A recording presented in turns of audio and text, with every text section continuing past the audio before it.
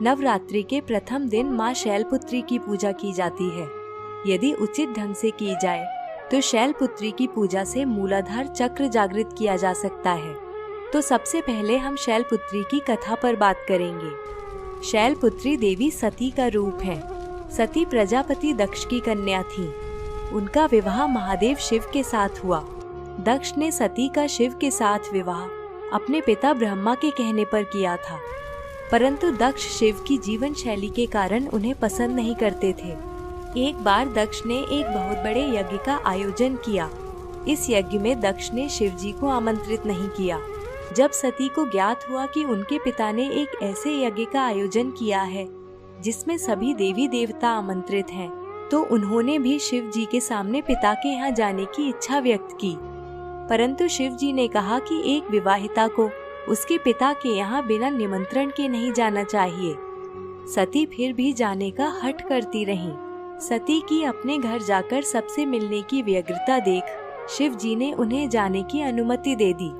जब सती पिता के घर पहुंची तो माँ के अतिरिक्त किसी ने भी उन्हें स्नेह और आदर नहीं दिया। यहाँ तक कि यज्ञ में शिव जी का भाग भी नहीं निकाला गया। जब सती ने पिता दक्ष से इसका कारण पूछा तो दक्ष ने उत्तर दिया कि शिव वाघांबर धारण करता है, मुंडियों की माला पहनता है, वो देवताओं के साथ बैठने योग्य नहीं है। पति के लिए ऐसे अपमानजनक शब्द सुनकर सती को बहुत दुख हुआ और उन्हें भयंकर क्रोध आया। उन्हें समझ आ गया था कि शिव जी की बात न मानकर उन्होंने बहुत बड़ी गलती की है। भयंकर क्रोधाग्नि में सती ने स्वयं को उसी क्षण समाप्त कर दिया। इस भयावह घटना को सुनकर शिव जी ने अपने गणों को वहां भेजा और यज्ञ को पूर्णतया विध्वंस करा दिया। शिव जी क्रोध में आकर तांडव करने लगे और सती के शरीर को लेकर सभी दिशाओं में भ्रमण करने लगे। संपूर्ण ब्रह्मांड इस दृश्य को देख भयभीत हो गया। तब भगवान विष्णु ने सती के शरीर के टुकड़े कर दिए। ये टुकड़े जिन स्थानों पर गिरे वो स्थान ही आज शक्तिपीठ कहलाते हैं। माता सती ने अगला जन्म शैलराज हिमालय की पुत्री के रूप में लिया, इसलिए ही उनका नाम शैलपुत्री पड़ा। उन्हें पार्वती और हेमवती भी कहा जाता है। तो यह थी माँ शैलपुत्री की कथा। अब आइए पूजा विधि जानते हैं। नवरात्रि का शुभारंभ कलश स्थापना के साथ किया जाता है। यह कलश 9 दिन तक स्थापित रहता है। इसके लिए सबसे पहले एक लकड़ी की चौकी को साफ करके इस पर लाल रंग का कपड़ा बिछाएं। इस चौकी पर माँ दुर्गा का चित्र रखें। अब किसी मिट्टी के पात्र अथवा गमले में मिट्टी डालकर जौ के कुछ बीज बो दें। इस पात्र में थोड़ा पानी डाल दें। अब एक तांबे का कलश लेकर इस पर कलावा या मौली बांध दें और कलश पर तिलक लगाएं। इस कलश में गंगा जल भरकर कुछ चावल के दाने, सुपारी और दूर्वा घास डाल दें। कलश के किनारों पर 5 आम के पत्ते रखें और कलश को ढक दें। अब एक नारियल को एक साफ लाल रंग के कपड़े में लपेटकर इसे भी कलावे से बांध दें। इस नारियल को कलश पर स्थापित करें। अब लकड़ी की चौकी पर माँ के चित्र के बराबर जौ वाला पात्र रखें और उस पर कलश स्थापित कर दें। इस कलश को 9 दिन तक ऐसे ही रहने दें और जिस मिट्टी के पात्र या गमले में आपने जौ बोया है उसे प्रतिदिन थोड़ा थोड़ा पानी देते रहें। यदि आपके लिए संभव है तो नवरात्रि के 9 दिन माँ के सामने अखंड ज्योति प्रज्वलित करें। इसके पश्चात एक छोटे से हवन कुंड में एक छोटे कंडे के टुकड़े को जलाकर रखें। इसमें थोड़ा कपूर डाल दें। 2 लौंग लेकर घी में डुबोकर और सुपारी कंडे की अग्यारी में अर्पित करें। साथ ही रोली और चावल से तिलक करें। अब पूजा में फल और मिठाई का भोग लगाएं। कुछ लोग प्रथम दिन से दुर्गा सप्तशती के अध्यायों का पाठ करते हैं। यदि आप भी इस प्रथा का अनुसरण करते हैं तो इसे अवश्य करें। प्रतिदिन माँ दुर्गा के कवच का पाठ करना बिल्कुल न भूलें। ऐसा करने से माँ का आशीर्वाद सदैव आप पर बना रहेगा। इसके पश्चात व्रत का संकल्प लें। तत्पश्चात शैलपुत्री के मंत्र का एक माला जप करें। माला में मोतियों की संख्या 108 होनी चाहिए। माँ शैलपुत्री का मंत्र इस प्रकार है: ओम शम शैलपुत्री देव्यै नमः। इस मंत्र का 108 बार जप करें। माँ शैलपुत्री आयु, सौभाग्य और प्रकृति की देवी हैं। इसलिए माँ से प्रार्थना करें कि आपके घर में सौभाग्य बना रहे और सभी को लंबी आयु और स्वस्थ जीवन की प्राप्ति हो। अब आरती करके क्षमा याचना करते हुए पूजा का समापन करें। संध्या के समय में भी आरती करें और इसके साथ समाप्त होती है नवरात्रि के प्रथम दिन की पूजा विधि। नवरात्रि का दूसरा दिन समर्पित है माँ दुर्गा का दूसरा स्वरूप ब्रह्मचारिणी को। तो आरंभ करते हैं माँ ब्रह्मचारिणी की कथा के साथ। ब्रह्म का अर्थ है तपस्या और चारिणी का अर्थ है आचरण करने वाली। माँ ब्रह्मचारिणी ने अपने पूर्व जन्म में पूरे जीवन तपस्या की। उनकी घोर तपस्या के कारण ही वो ब्रह्मचारिणी के नाम से जानी गई। इसलिए ब्रह्मचारिणी को तपस्या, ज्ञान और वैराग्य की देवी माना जाता है। अपने पूर्व जन्म में देवी ब्रह्मचारिणी ने हिमालय की पुत्री के रूप में जन्म लिया और महादेव शिव को पति के रूप में प्राप्त करने के लिए घोर तपस्या की। ब्रह्मचारिणी ने 1000 वर्ष केवल फल और फूल का आहार करके व्यतीत किए। 100 वर्षों तक केवल शाक खाकर जीवन व्यतीत किया। 3000 वर्षों तक केवल टूटे हुए बिल्व पत्र अथवा बेल पत्र का आहार करके शिव जी के ध्यान में लीन रहीं और इसके बाद बेलपत्र खाना भी त्याग दिए और निराहार एवं निर्जल होकर महादेव की तपस्या करती रहीं। पत्रों का त्याग करने के कारण ही उनका नाम अपर्णा भी पड़ा। जीवन के बहुत से दिन देवी ब्रह्मचारिणी ने खुले आकाश के नीचे व्यतीत किए। इतनी गहन तपस्या से उनका शरीर बहुत दुर्बल हो गया था। सभी देवता, ऋषिगण एवं मुनि देवी की तपस्या से अभिभूत थे। सभी ने देवी के समर्पण की सराहना की और प्रार्थना करते हुए कहा कि हे देवी, आज तक इस संसार में किसी ने इतनी कठोर तपस्या नहीं की है। ऐसा करने का साहस केवल आप में ही है। आपकी मनोकामना अवश्य पूर्ण होगी और अगले जन्म में चंद्रमौली शिव आपको पति के रूप में प्राप्त होंगे। आप कृपा करके तपस्या छोड़कर अपने घर लौट जाइए। ब्रह्मा जी ने ब्रह्मचारिणी की तपस्या से प्रसन्न होकर उन्हें शिव जी की पत्नी बनने का वरदान दिया और इस प्रकार देवी ने अगले जन्म में शिव जी को अपने पति के रूप में प्राप्त किया। देवी ब्रह्मचारिणी की कथा का सार यह है कि जीवन में कठिनाई के समय में भी अपने पथ से विचलित नहीं होना चाहिए। अध्यात्म और आत्मिक आनंद के लिए माँ ब्रह्मचारिणी का आशीर्वाद आवश्यक है। ब्रह्मचारिणी देवी की आराधना करने वाला मनुष्य मोक्ष का भागी होता है। साथ ही ब्रह्मचारिणी के भक्तों को प्रसन्नता और आरोग्य की प्राप्ति होती है। महातपस्विनी ब्रह्मचारिणी अपने भक्तों को हर प्रकार के भय से मुक्त करती हैं। माँ ब्रह्मचारिणी श्वेत रंग के वस्त्र, दाएं हाथ में जप माला और बाएं हाथ में कमंडल धारण करती हैं। देवी का यह स्वरूप हृदय को शीतलता प्रदान करने वाला और अत्यंत भव्य है। अब हम जानेंगे देवी ब्रह्मचारिणी की पूजा विधि। प्रयास करें कि नवरात्रि की पूजा में लाल या पीले रंग के वस्त्र पहने।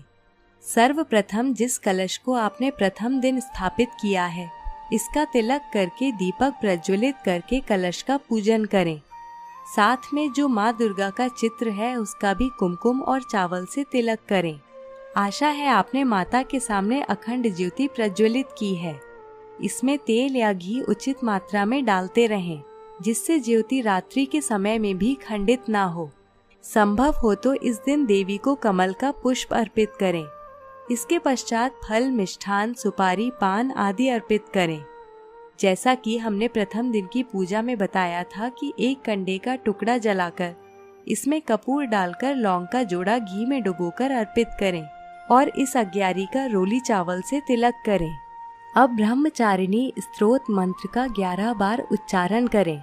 स्तोत्र मंत्र इस प्रकार है: दधाना कर पद्माभ्याम अक्षमाला कमंडलु देवी प्रसीदतु मयि ब्रह्मचारिण्य उत्तमा। अब दुर्गा सप्तशती का पाठ करके कवच का पाठ करें। साथ ही इस पुस्तक में उल्लेखनीय बीज मंत्रों का भी उच्चारण करें। इसके पश्चात या देवी सर्वभूतेषु ब्रह्मचारिणी रूपेण संस्थिता नमस्तस्यै नमस्तस्यै नमस्तस्यै नमो नमः, इस मंत्र का जप करें। देवी की वंदना करें और प्रार्थना करें कि भौतिक जीवन जीते हुए आपको आध्यात्मिक ज्ञान की प्राप्ति हो और आप वैराग्य की ओर अग्रसर हों। अब देवी की आरती करके क्षमा याचना के साथ पूजा का समापन करें। संध्या आरती भी अवश्य करें। नवरात्रि के तीसरे दिन माँ चंद्रघंटा की पूजा की जाती है। मैं आशा करती हूँ कि आप सभी भक्तगणों के घरों में माँ की मूर्ति या चित्र के सामने अखंड ज्योति प्रज्वलित है और प्रथम दिन बोए हुए जौ के बीज अब अंकुरित होने लगे हैं। नवरात्रि के 9 दिन पूजा का स्थान इसी प्रकार सुसज्जित रहना चाहिए। माँ दुर्गा का तीसरा रूप चंद्रघंटा अलौकिक वस्तुओं के दर्शन कराता है। यह स्वरूप बहुत आकर्षक, कल्याणकारी और शांति प्रदान करने वाला है। इस स्वरूप में देवी के माथे पर घंटे के आकार का अर्धचंद्र है, इसलिए इन्हें चंद्रघंटा कहा जाता है। इनका शरीर स्वर्ण के समान चमक धारण करता है। माँ चंद्रघंटा के 10 हाथ हैं, जिनमें अनेक अस्त्र शस्त्र सुशोभित हैं। उनका वाहन सिंह है। देवी के मस्तिष्क पर सुसज्जित घंटे की भयंकर ध्वनि राक्षसों और असुरों को भयभीत करती है। मान्यता है कि यदि माँ चंद्रघंटा की पूर्ण विधि विधान से पूजा अर्चना की जाए तो यश और सम्मान की प्राप्ति होती है। देवी चंद्रघंटा कष्टों से मुक्ति दिलाने वाली और हृदय रोग निवारक हैं। यह भी कहा जाता है कि माता चंद्रघंटा की आराधना से भक्तों को पिछले जन्मों के भी पापों से मुक्ति मिलती है। इन देवी की पूजा करने से साधकों को अलौकिक वस्तुओं और दिव्य सुगंधों का अनुभव होता है, परंतु इस प्रकार के अनुभव केवल शुद्ध और तपस्वी साधकों को ही होते हैं। इसलिए स्वच्छ शरीर और पवित्र मन और हृदय से देवी की आराधना कर माँ से आशीर्वाद प्राप्त करना चाहिए। उनकी उपासना से सहज ही सभी सांसारिक कष्टों और बंधनों से मुक्त होकर हम ध्यान में लीन हो सकते हैं। चंद्रघंटा की आराधना मणिपुर चक्र में ध्यान लगाकर की जाती है। अब जानते हैं माता चंद्रघंटा की पूजा विधि। सबसे पहले माँ चंद्रघंटा को कुमकुम का तिलक लगाकर चरण स्पर्श करें। अब जैसा कि हमने नवरात्रि के पहले और दूसरे दिन की पूजा में अग्नि को लौंग का जोड़ा अर्पित करने की विधि बताई है, उसी प्रकार लौंग अर्पित करें। देवी को फल, पुष्प, मिष्ठान आदि अर्पित करें। यदि आप अच्छे मन से स्वयं कोई मिष्ठान बनाकर अर्पित करते हैं तो देवी प्रसन्नता पूर्वक स्वीकार करती हैं। प्रयास करें कि नवरात्रि में प्रतिदिन कुछ घर के बने हुए मिष्ठान का भोग लगाएं। अब दुर्गा सप्तशती के अध्याय का पाठ करें और देवी का कवच पढ़कर चंद्रघंटा बीज मंत्र का उच्चारण करें। यह बीज मंत्र इस प्रकार है: ऐं श्रीं शक्त्यै नमः। इसके पश्चात देवी चंद्रघंटा मंत्र ओम ऐं ह्रीं क्लीं चंद्रघंटायै नमः की एक माला का जप करें। अब दुर्गा आरती या यदि आपकी पुस्तक में माँ चंद्रघंटा की आरती है तो उसे प्रेम पूर्वक गाकर माँ की आरती उतारें। इसके पश्चात माँ से प्रार्थना करें कि आपके सभी पाप नष्ट हों और क्षमा याचना के साथ पूजा का समापन करें। नवरात्रि का चौथा दिन माँ कूष्मांडा को समर्पित है। कूष्मांडा शक्ति का चौथा स्वरूप है। इन्हें सूर्य के समान तेजस्वी माना गया है। अपनी मंद मुस्कान से अंड अर्थात ब्रह्मांड उत्पन्न करने के कारण इन्हें कूष्मांडा नाम दिया गया है। एक पौराणिक कथा के अनुसार मान्यता है कि इन्हीं देवी ने संपूर्ण ब्रह्मांड की रचना की थी। ये संसार की आदि स्वरूपा शक्ति हैं। सूर्य के भीतरी लोक में इनका निवास स्थान है। वहाँ निवास करने का साहस और क्षमता केवल देवी कूष्मांडा में ही है। इसलिए इनके शरीर की कांति सूर्य की भांति चमकने वाली है। 10 दिशाओं में देवी कूष्मांडा का तेज अलौकिक है। कहा जाता है कि ब्रह्मांड में उपस्थित सभी प्राणियों में जो तेज विद्यमान है वो इनकी केवल छाया मात्र है। देवी कूष्मांडा की 8 भुजाएं हैं, जिनमें से 7 भुजाओं में क्रमशः कमंडल, धनुष, बाण, कमल, पुष्प, अमृत, पूर्ण कलश, चक्र तथा गदा है और 8वीं भुजा में सिद्धि और रिद्धि प्रदान करने वाली जप माला है। इनकी सवारी सिंह है। साधक को माँ कूष्मांडा की आराधना के लिए अनाहत चक्र में ध्यान केंद्रित करना होता है। इनकी उपासना से सभी प्रकार के रोग, कष्ट आदि का विनाश होता है और यश, बल, आरोग्य और आयु में वृद्धि होती है। यदि विधि विधान से पूजा की जाए तो माँ कूष्मांडा के आशीर्वाद से साधक को उनकी कृपा का अनुभव होने लगता है। अब जानते हैं माँ कूष्मांडा की पूजन विधि। प्रतिदिन की भांति कलश की पूजा कर माँ कूष्मांडा को प्रणाम करें और धूप एवं दीप प्रज्वलित करें। यदि संभव हो तो पूजा के लिए अनेक रंगों वाला आसन प्रयोग करें। इसके पश्चात माँ को जल, पुष्प, फल और मिष्ठान अर्पित करें और प्रतिदिन की तरह अग्यारी प्रज्वलित करके लौंग और सुपारी अर्पित करें। यदि घर में किसी सदस्य को रोग है तो इस दिन की पूजा का विशेष महत्व है। अब माँ कूष्मांडा के बीज मंत्र का उच्चारण करें। ऐं ह्रीं देव्यै नमः माँ कूष्मांडा का बीज मंत्र है। अब कूष्मांडा के मंत्र का जप करें जो इस प्रकार है। ओम ऐं ह्रीं क्लीं कूष्मांडायै नमः। इसके पश्चात आरती करें। माँ से प्रार्थना करें कि आपको निरोगी काया और शुद्ध मन प्राप्त हो और आप उनकी उपासना में लीन रहें। अब क्षमा याचना के साथ पूजा का समापन करें। उत्तर प्रदेश के कानपुर शहर के पास माँ कूष्मांडा का प्राचीन और विचित्र मंदिर है। यहाँ माँ लेटी हुई मुद्रा में है। इस मंदिर में कूष्मांडा की पिंडी से लगातार जल बहता रहता है। कहा जाता है कि इस जल को पीने से कई तरह की बीमारियां दूर हो जाती हैं।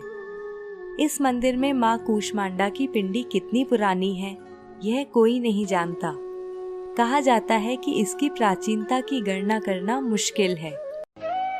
नवरात्रि का 5वां दिन माँ दुर्गा का 5वां रूप स्कंद माता का है। दुर्गा माँ का यह रूप कार्तिकेय की माँ है। कार्तिकेय देवासुर संग्राम में देवताओं के सेनापति थे। कार्तिकेय का एक नाम स्कंद भी है, इसलिए दुर्गा माँ का यह रूप स्कंद माता कहलाता है। कार्तिकेय को कुमार, मुरुगन, सुब्रमण्य आदि नामों से भी जाना जाता है। अनेक स्थानों पर स्कंद माता और उनके पुत्र कार्तिकेय की पूजा साथ में की जाती है। ऐसा कहा जाता है कि स्कंद माता की पूजा से मोक्ष के द्वार खुल जाते हैं। इसलिए मन को पवित्र रखते हुए एकाग्र भाव से स्कंद माता की आराधना करके उनकी शरण में जाने का प्रयत्न करना चाहिए। स्कंद माता की 4 भुजाएं हैं। दाईं ओर ऊपर की ओर संकेत किए हुए नीचे वाली भुजा में कमल है।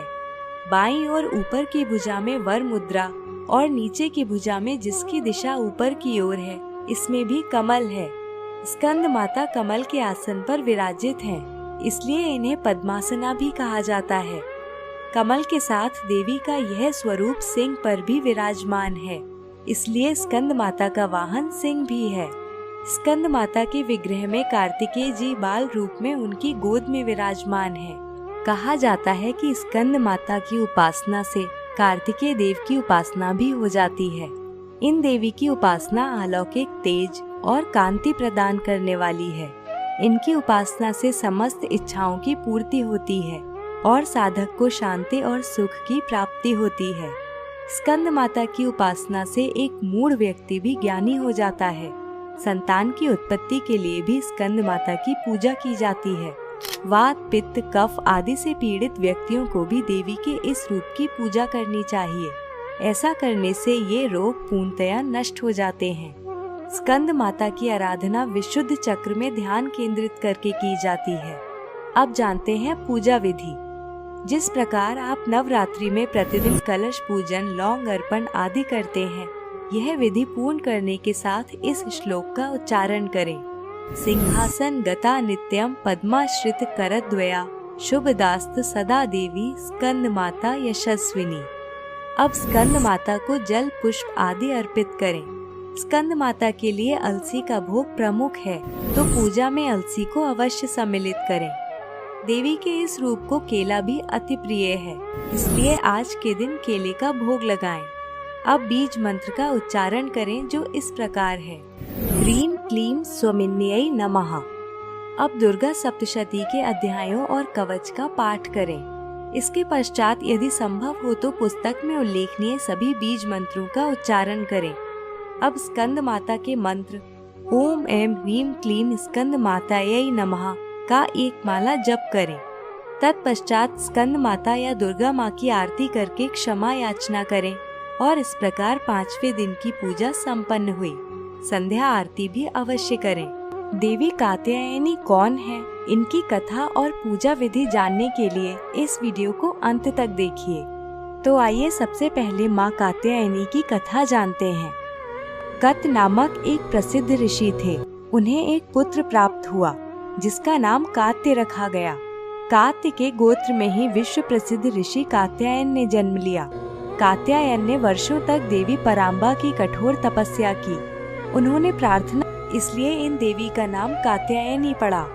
देवी ने अश्विन कृष्ण चतुर्दशी के दिन उत्पन्न होकर सप्तमी, अष्टमी और नवमी के दिनों में ऋषि की आराधना स्वीकार की और दशमी के दिन महिषासुर का वध किया। माँ कात्यायनी की उपासना परेशानियों को नष्ट करने वाली है। उनकी आराधना से विवाह संबंधी कष्ट और दोष नष्ट हो जाते हैं। कात्यायनी की पूजा करने से देव गुरु बृहस्पति प्रसन्न होते हैं और अच्छा वर प्राप्त होने का वरदान देते हैं। वैवाहिक जीवन में यदि कष्ट हो तो भी माँ कात्यायनी की उपासना फल प्रदान करने वाली है। यदि विवाह में बाधा हो तो भी माँ कात्यायनी की पूजा की जाती है। कहा जाता है कि जब ब्रज की सभी गोपियाँ भगवान कृष्ण को अपने पति के रूप में प्राप्त करना चाहती थी, तब गोपियों ने माँ कात्यायनी की ही पूजा की थी। कंठ रोगियों को विशेष रूप से देवी के इस रूप की पूजा करनी चाहिए। कात्यायनी का स्वरूप अत्यंत आकर्षक, भव्य और आभूषणों से सुसज्जित है। उनकी 4 भुजाएं हैं। दाईं ओर ऊपर की भुजा अभय मुद्रा और नीचे वाली वर मुद्रा में है। बाईं ओर ऊपर की भुजा में तलवार और नीचे की भुजा में कमल का पुष्प सुशोभित है। माँ कात्यायनी का वाहन भी सिंह है। देवी कात्यायनी की पूजा विधि। साधक को आज्ञा चक्र में ध्यान लगाने से कात्यायनी की उपासना करनी चाहिए। नवरात्रि के प्रतिदिन की भांति विधि विधान से पूजा करें। माँ कात्यायनी को शहद अति प्रिय है, अतः पूजा में शहद का भोग अवश्य लगाएं। साथ ही देवी के इस रूप को लाल रंग बहुत प्रिय है, तो देवी के विग्रह को लाल रंग की चुनरी पहनाएं। लाल रंग के पुष्प अर्पित करें और संभव हो तो लाल रंग के ही वस्त्रों में पूजा करें। क्लीम श्री त्रिनेत्रायै नमः इस बीज मंत्र के उच्चारण के साथ देवी का पूजन करें। इसके पश्चात ओम ऐं ह्रीं क्लीं कात्यायै नमः मंत्र का माला पर जप करें। अब आरती और क्षमा याचना के साथ पूजा का समापन करें। माँ कालरात्रि की संपूर्ण जानकारी। माँ कालरात्रि का स्वरूप तो अत्यंत विकराल है, परंतु ये अपने भक्तों को शुभ फल प्रदान करने वाली हैं। इस कारण इन्हें शुभंकारी भी कहा जाता है। अंधकारमयी स्थितियों का विनाश करने वाली और काल से भी रक्षा करने वाली देवी हैं कालरात्रि। माँ कालरात्रि दानवी शक्तियों का विनाश करने वाली हैं। आसुरी शक्तियाँ इनके नाम मात्र से ही भयभीत हो जाती हैं। कालरात्रि की आराधना से भक्त हर प्रकार के भय से मुक्त हो जाते हैं।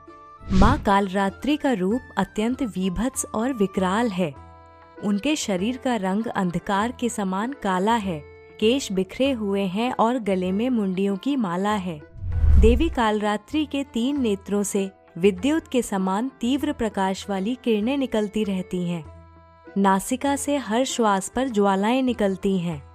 माँ कालरात्रि दाईं ओर की ऊपर की उठी हुई भुजा से वर प्रदान करती हैं और दाईं ओर नीचे की ओर झुकी हुई भुजा अभय मुद्रा में है। बाईं ओर ऊपर की भुजा में कांटा और नीचे की भुजा में कटार अथवा खड्ग है। देवी कालरात्रि की सवारी गर्धव अर्थात गधा है। यदि शुद्ध मन और भावना से कालरात्रि की उपासना की जाए तो भक्त मनचाही सिद्धि प्राप्त कर सकता है। इनकी उपासना करते समय यम, नियम और संयम का पूर्ण ध्यान रखना आवश्यक है। आइए अब जानते हैं माँ कालरात्रि की पूजा कैसे की जाए। कालरात्रि का ललाट में ध्यान किया जाता है। सर्वप्रथम कलश पूजन के साथ अग्यारी में लौंग का जोड़ा इत्यादि अर्पित करें और प्रतिदिन की भांति विधि विधान से रोली, अक्षत आदि से देवी का तिलक करें। अब देवी के बीज मंत्र क्लीम ऐं श्रीं कालिकायै नमः का 9 से 11 बार उच्चारण करें। इसके पश्चात कालरात्रि मंत्र ओम ऐं ह्रीं क्लीं कालरात्रयै नमः का 1 माला जप करें।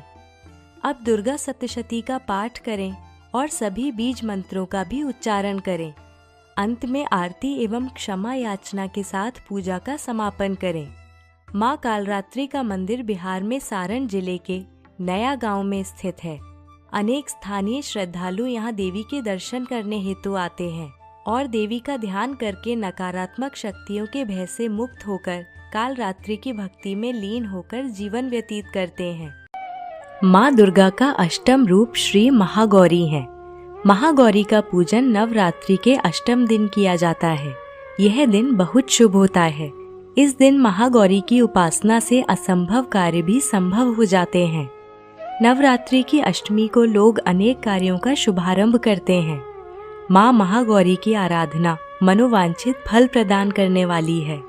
महागौरी आदि शक्ति हैं। इनके ओज और तेज से संपूर्ण जगत प्रकाशमान होता है। दुर्गा सप्तशती में उल्लेखनीय है कि शुंभ निशुंभ राक्षसों से पराजित होने के पश्चात देवताओं ने गंगा तट पर जिन देवी की आराधना की वे आदि शक्ति महागौरी ही हैं। महागौरी के विषय में 2 कथाएं प्रचलित हैं। एक कथा के अनुसार महादेव शिव को पति रूप में प्राप्त करने के लिए देवी ने कठोर तपस्या की, जिससे उनका शरीर काला पड़ गया।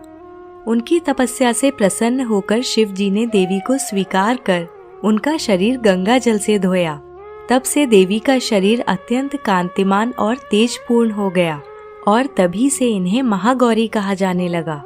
दूसरी कथा के अनुसार एक बार शिव जी ने पार्वती जी के रूप के लिए कुछ कटु शब्द कह दिए, जिससे पार्वती जी आहत हुईं और कठोर तपस्या में लीन हो गईं। जब अनेक वर्षों तक माँ पार्वती वापस नहीं आई, तब शिव जी उनकी खोज में निकल पड़े और अंततः उन्हें ढूंढ लिया। जैसे ही शिव जी ने माँ पार्वती को देखा, वो आश्चर्यचकित हो गए। उनके चेहरे पर तेज श्वेत रंग और उनकी ओजपूर्ण काया देख शिव जी ने उन्हें गौर वर्ण का वरदान दिया और तब से ही पार्वती जी को महागौरी के नाम से भी जाना गया। महागौरी का वर्ण गौर है। देवी के आभूषण एवं वस्त्र भी श्वेत हैं और मुद्रा अत्यंत शांत है। 4 भुजाओं वाली महागौरी की दाहिनी ओर ऊपर की भुजा अभय मुद्रा में और नीचे की भुजा में त्रिशूल है।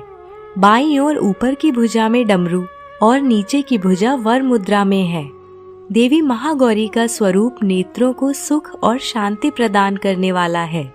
महागौरी की सवारी वृषभ अर्थात बैल है।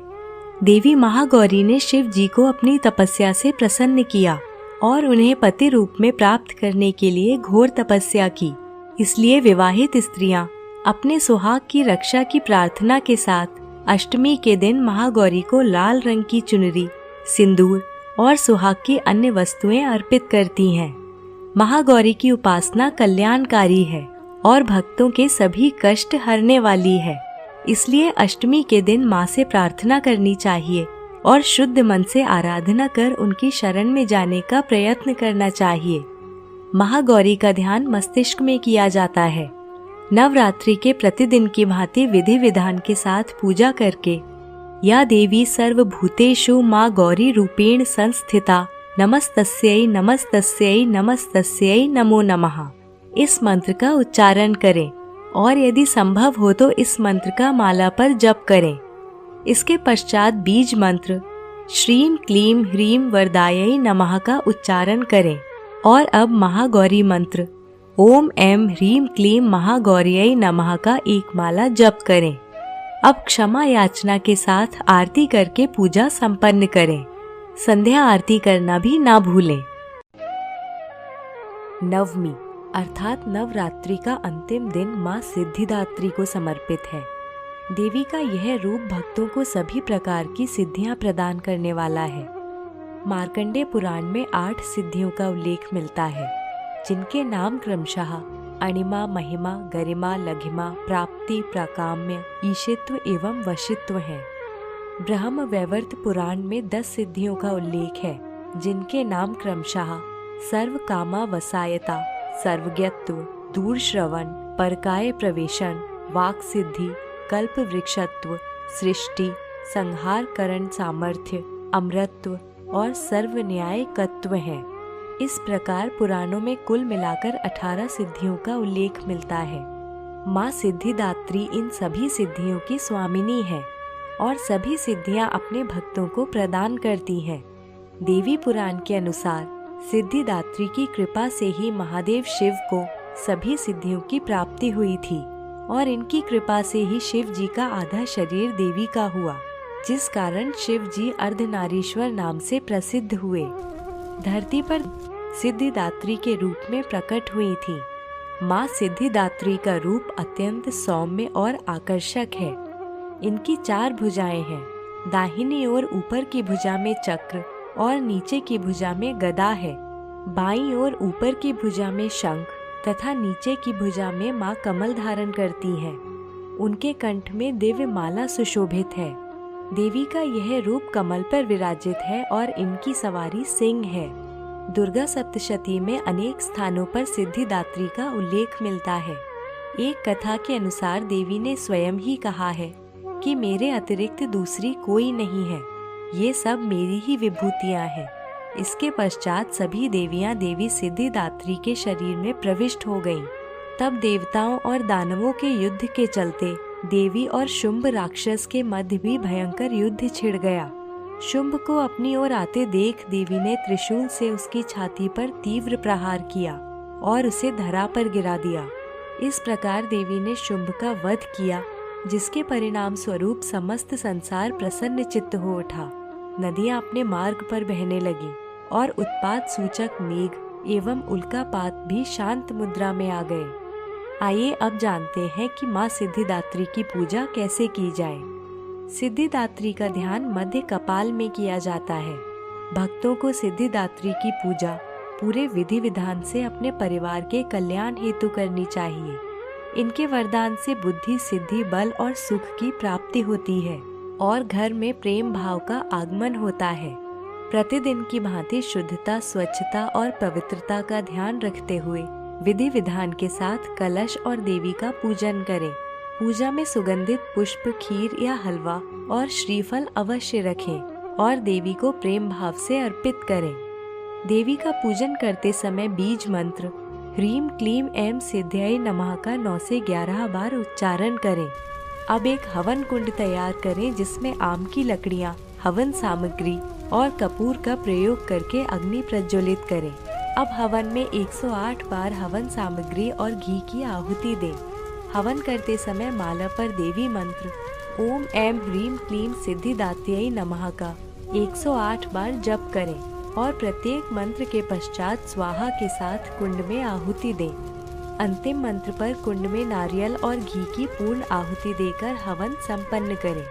चूँकि यह नवरात्रि का अंतिम दिन है, इस दिन दुर्गा सप्तशती के अध्याय का पाठ और पुस्तक में उल्लेखनीय बीज मंत्रों का उच्चारण अवश्य करें और संभव हो तो माँ दुर्गा का भजन कीर्तन भी करें। अब क्षमा याचना और आरती के साथ पूजा का समापन करें। यदि आपने 9 दिन का उपवास किया है तो माँ से प्रार्थना करें कि आपको सदैव ही इस भक्ति भाव से माँ ओतप्रोत रखें। इस दिन अच्छा भोजन बनाकर माँ को भोग लगाएं और सर्वप्रथम 9 कन्याओं एवं 1 बालक को भोजन कराएं। तत्पश्चात उनका तिलक कर उन्हें दक्षिणा दें। अब देवी को प्रेम भाव से स्मरण करके यह भोजन स्वयं ग्रहण करें और इस प्रकार आपका नवरात्रि उपवास और पूजा संपन्न हुए। जो जौ के बीज प्रथम दिन बोए थे, वो गमला अगले दिन चौकी से हटाकर घर में कहीं और रख दें और चौकी को पूर्णतया हटा दें। यदि संभव हो तो संध्या में प्रतिदिन माँ की आरती करते रहें। इससे घर में समृद्धि और